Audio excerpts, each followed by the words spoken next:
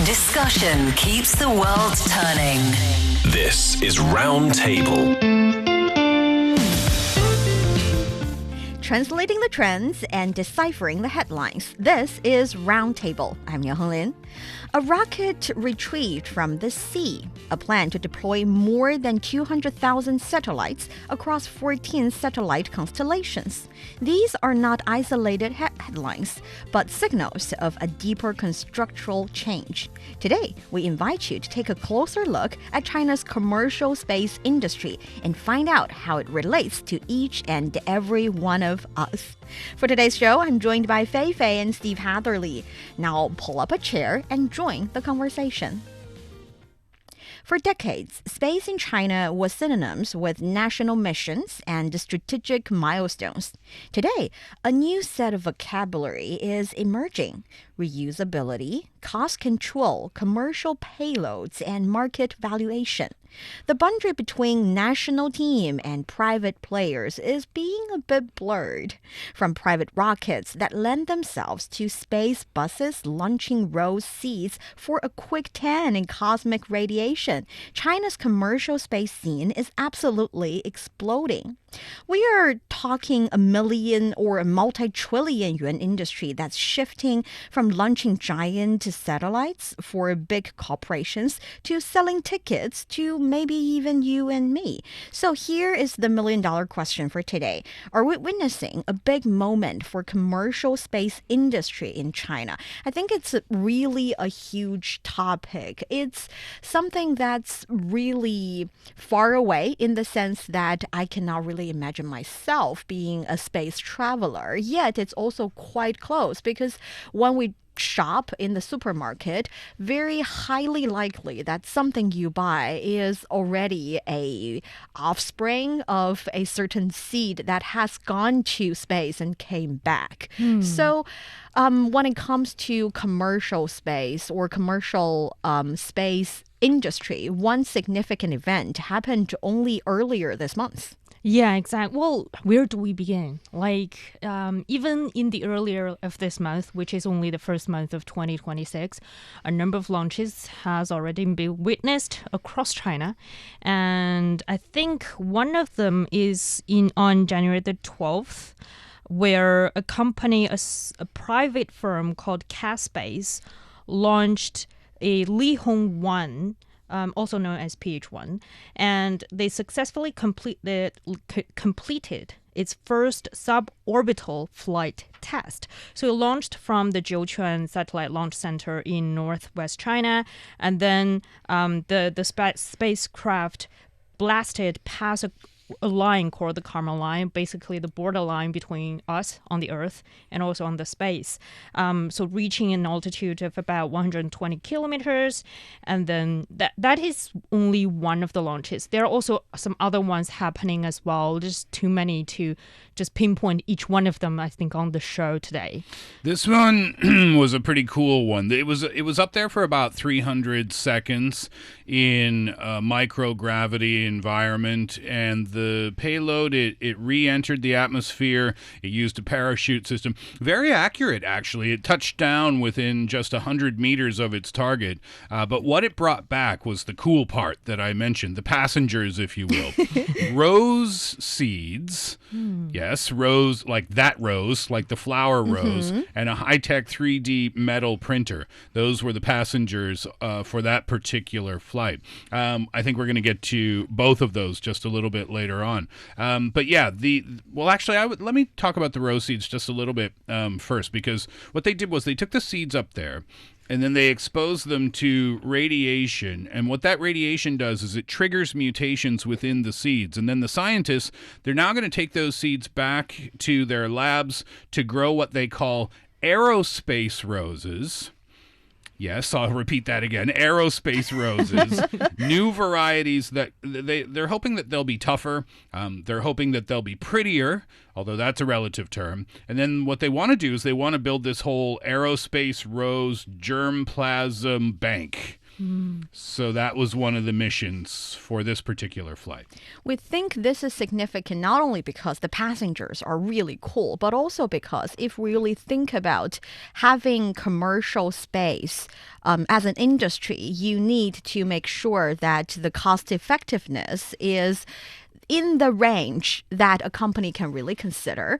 And a way to bring the cost down would be make sure that the rockets to start with are reusable.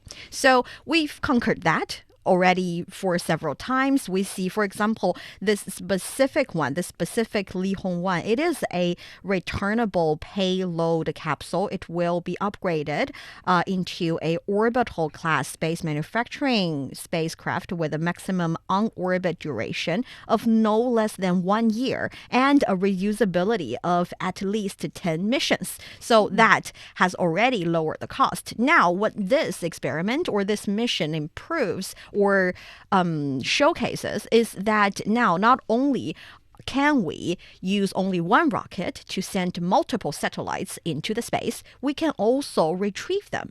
So when you can send them out there, you can do experiment there and send data back. But when you can retrieve them, you can get the seeds back and grow beautiful flowers. Yeah, and this is the difference, isn't it, between a government space project and the commercial space industry. I think for many people, when they hear commercial space industry, they think about, I'm going to become an astronaut myself, yes, and I'm going to travel.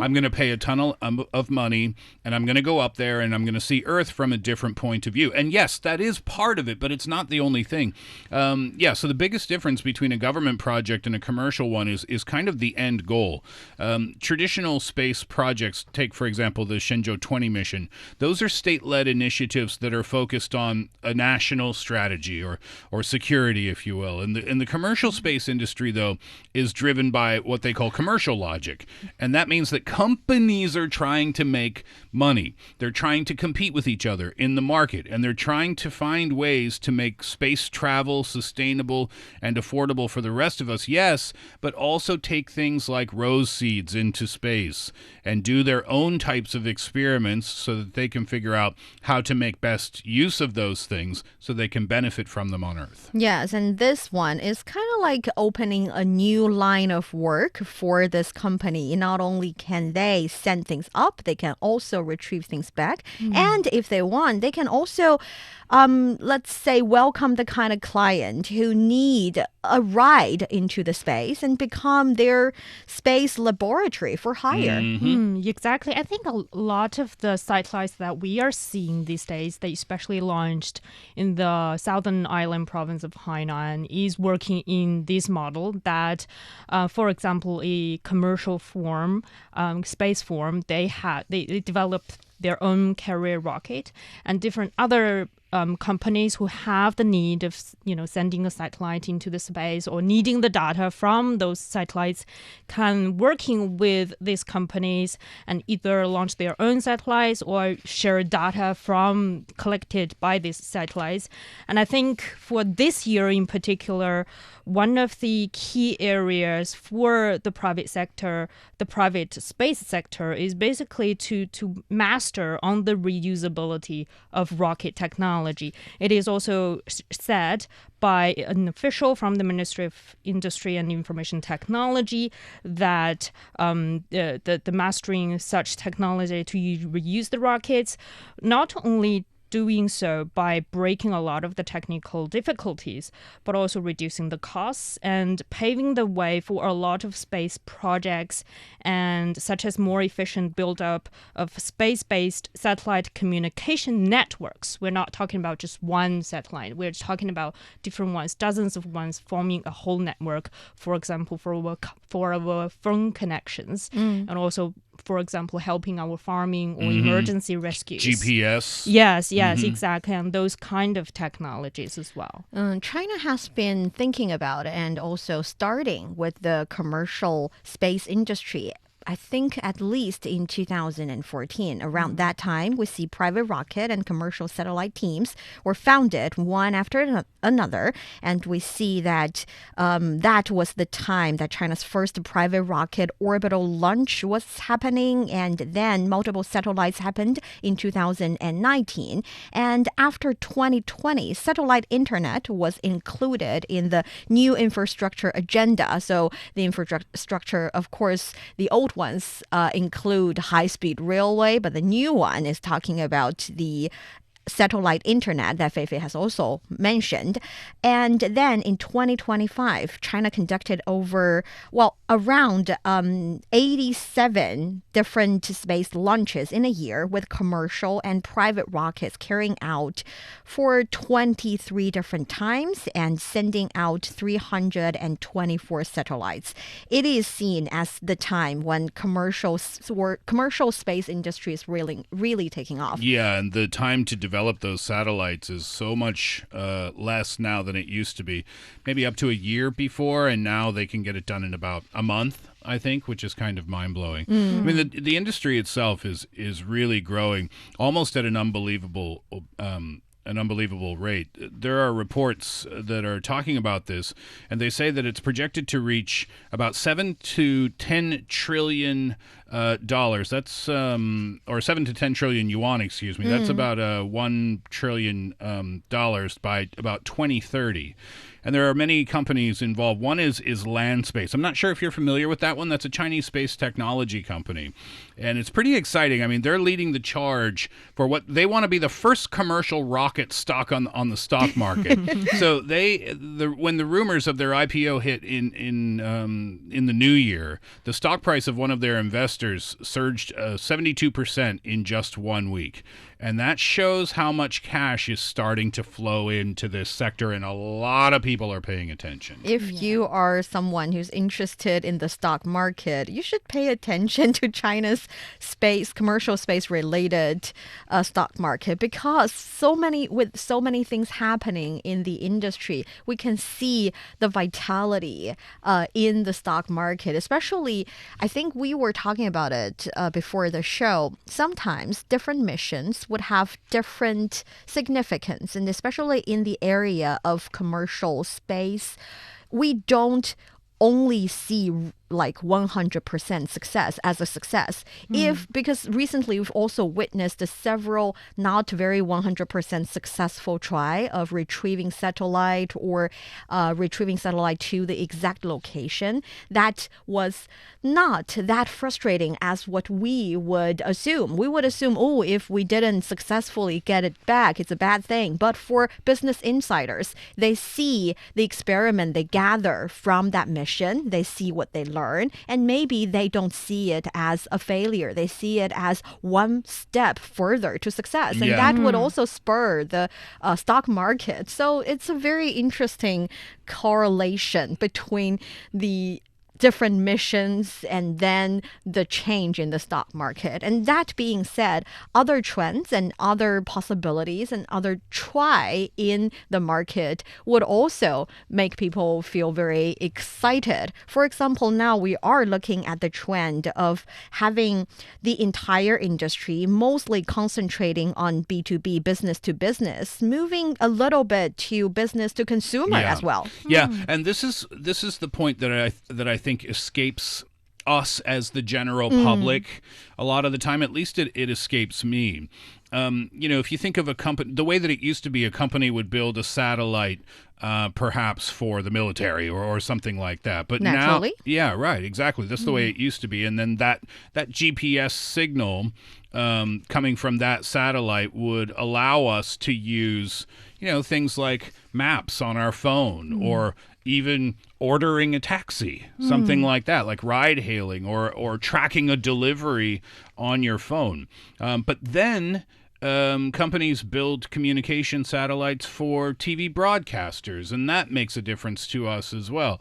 But now companies are doing that on their own. Starlink, if you've heard of that, they provide home internet directly to consumers. Ooh, yeah, so very expensive, but must be fast. And it's going from business to business from business to business to business to consumers. And space, it's not just for governments and corporations talking to each other anymore. There's now this invisible layer that powers the consumer services that we rely on in our daily lives every day. And that's what I meant when I started talking about this, is that I think it's things that we don't necessarily realize are benefiting us, because they're kind of out of sight. They're way up there above our heads, but they are absolutely a part of our lives. Okay, so we want it, we love it, but we don't know whether or not we're there to be, standing there, being excited about the benefit it can bring to us, especially the flourishing of the commercial space industry that can benefit us. So let's start from the beginning. The beginning of this industry would be the manufacturing of the rocket, of the satellite, and also the launching of it. Where are we now in that phase? Well, I think when it comes to, for example, the manufacturing of the satellites or rockets, all of the satellites, it is now moving away from just a very customized satellite model. Like, for example, if I want a satellite, say if I'm a company, I want a satellite, I have to design from scratch and then order at a very specific factory for them to manufacture, and them is more of a very tailor-made products. But now I think for a lot of these satellites, they are moving towards a mass production phase. For example, we have different bases basically here in China, in Shanghai, in Sichuan, in some other provinces. They have different bases with different companies and manufacturing, overseeing different parts of the assembly line that, for example, in Shanghai's Songjiang, they have over 50 such companies that form a whole cluster so that they can produce one satellite within 1.5 days. So it's a very fast process and also very standardized. So we're not talking about, for example, in the past, it's not like a Mars mission that only a government is only able to do that. Also cheaper? Yeah, also cheaper. You can imagine only within 1.5 days, with annual capacity expected to reach 300 by the end of this year, meaning one factory is able to produce 300 satellites. This is a scale industry. It's like producing a little bit of more expensive machine for us. Yeah, and the reusability factor is one that brings the cost way down. That company that I mentioned before, Landspace, they have a rocket. Oh, the name of it escapes me right now. Zhuque. It's a legendary or mythology bird flying up. Thank you. Yeah, that's kind of what this is. The Yes. Zhuque 3. So they have that rocket. Landspace has that rocket. And yeah, so your traditional rockets, you use them once and then they're done. But this particular one, it's a liquid oxygen methane rocket. And I don't know exactly what that means, but what I do know is that it's designed to be reusable. And it's the difference between, think of it like your grocery bag. You go and take a plastic bag from the grocery store, you throw it away. Well, no, you bring your own bag and you reuse it again and again. Same concept with these rockets. Now, because of that, they had a targeted launch price of under 20,000 yuan. That's about $2,500 per kilogram.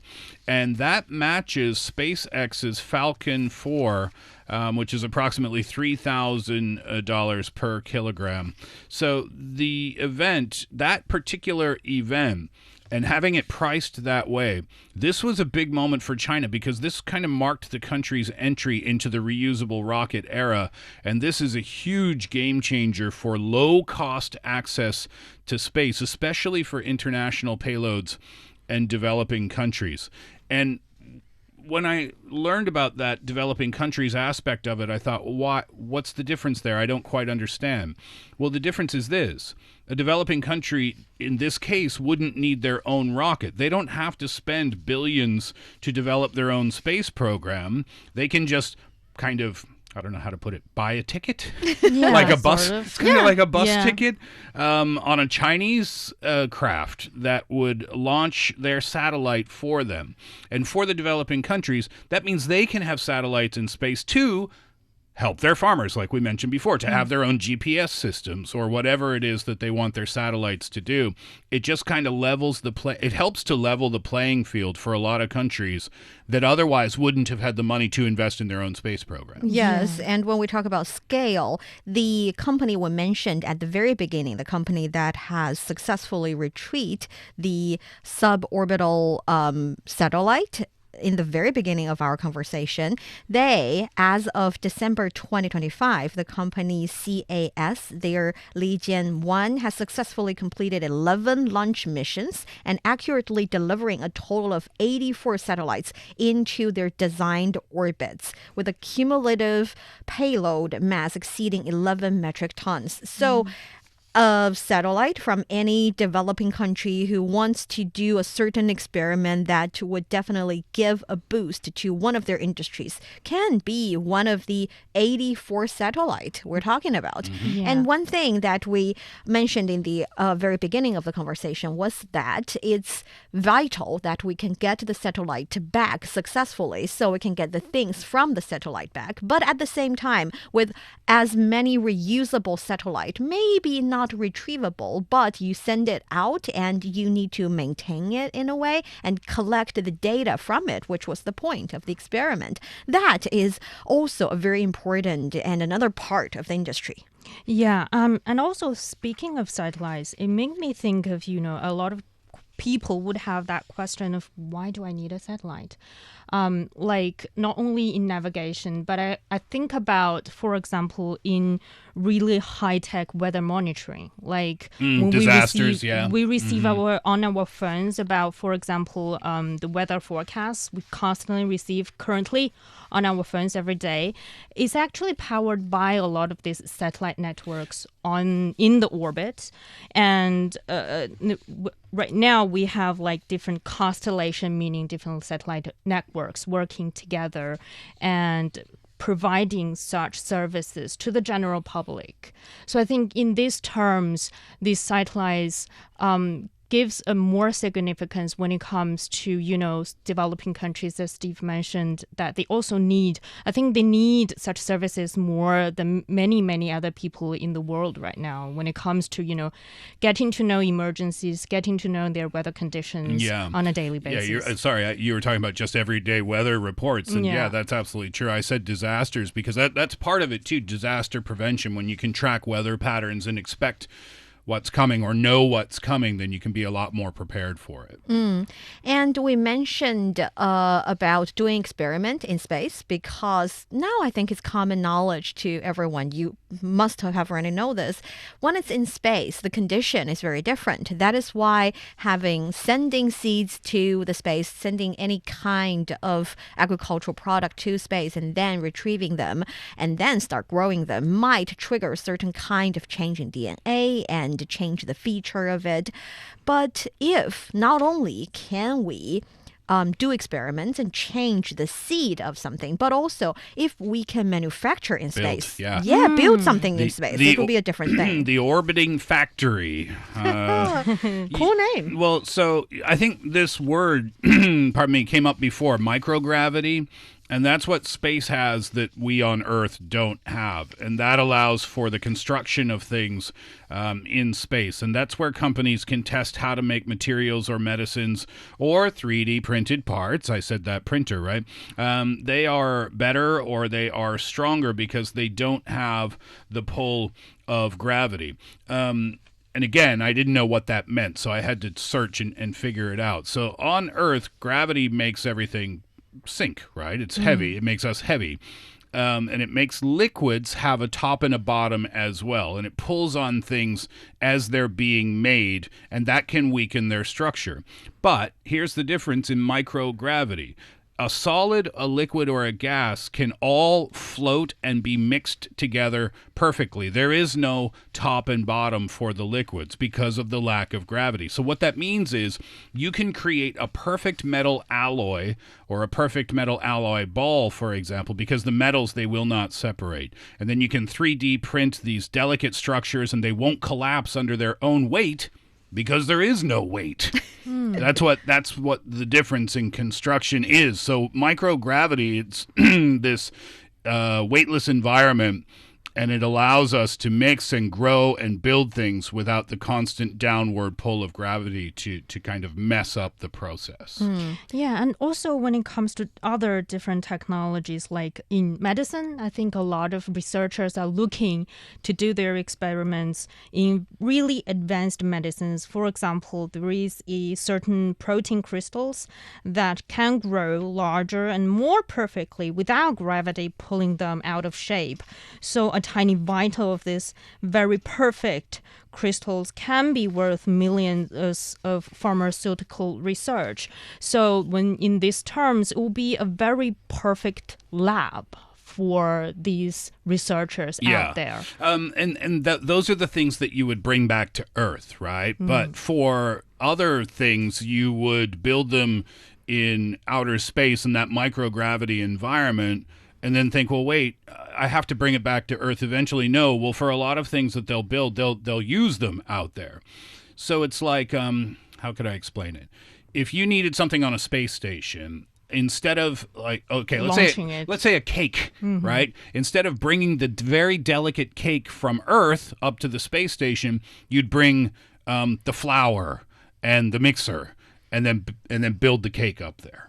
Does it mean in the future we'll be able to, stay in space and live in space? Yeah, maybe one day. I remember migrate to space. I remember when I was doing a report on lunar probes that sometimes scientists are talking about we need a base on the moon. Why do I need a base on the moon?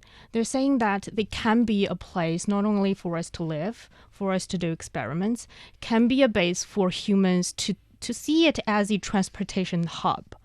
On the way to Mars. Yeah, on the way to Mars, moon, or launch our own rockets from the moon. So that's why we need a base. So for that, those functions to be able to have, we also need other supporting services, like we need food, we need water, we need a whole basically living support on that base. So from the very beginning, we build the rockets and satellites, we send them up, and then we started to experiment on them, and then we have invisible infrastructure doing satellite manufacturing in space, and now we're talking about space manufacturing in the sense that we can build things in space so that we can use them in the space. Correct. And the reason we're talking about all these, not only because it's the right logic of exploring the space and being able to live there someday, but also because we did already mention all of the examples that are actually happening or have already happened in China's commercial space industry. These successful trials or successful already examples showcase that we are kind of there. So the next step might be space travel. Space tourism. Yeah. Yeah. I think we're going to see space tourism before we see, renting an apartment on the moon. Or Yeah, sure. Yeah, that's something for like sure. that, because space tourism, I mean, It's already happening, Yeah, isn't it? exactly. They sold tickets. It's really expensive. But they sold tickets here, right? They were were they $1 million yuan? I think $1 million yuan per ticket, but that's won't be happening until either 2027 or 2028. Yeah. So we still have to wait a couple of years.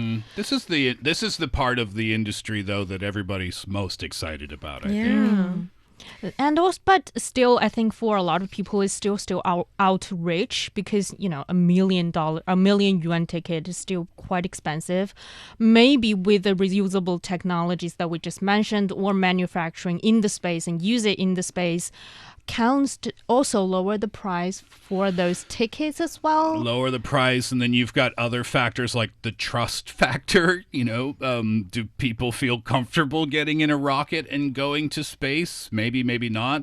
Oh, wait a minute. If that rocket goes up, it has to come back safely too. There's a company, though, called Interstellar, and they just built a reusable spacecraft. I think it's called the CYZ-1. And this is pretty cool. That spacecraft can carry up to 7 passengers, and they tested it. And what they were testing for was a landing cushion system, and it's a cloud sensing landing.